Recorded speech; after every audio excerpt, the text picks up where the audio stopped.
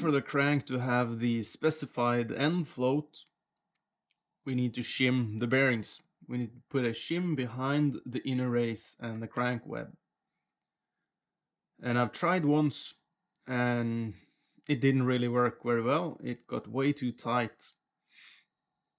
But I've now found out a set of shims that I have some sense of confidence in. And lesson learned, do not trust the numbers on these bags. Magnetic screwdrivers, eh? They aren't really, but they tend to become that. So they aren't really that, you know. And when you're operating with a few hundreds of a millimeter tolerance, 2 here and 2 there adds up quick. So I measured them and found these 2 sets. So we're gonna pull those off, install those, put them back on, and try it again.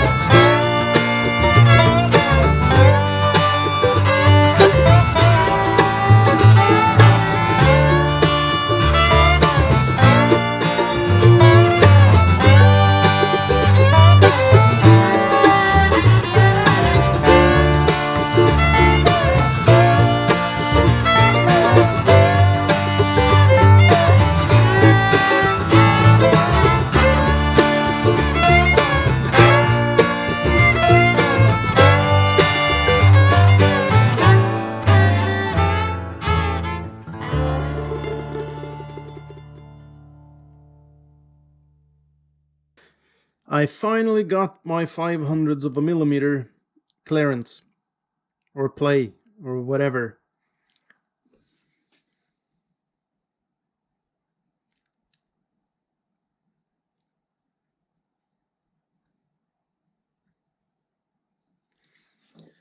finally, I don't know how many times I took it apart, re-shimmed, put it back together, measured, took it apart, re-shimmed, put it back together. I don't know, but it was many. And but now it's done, so we can move on now. Finally. Whew.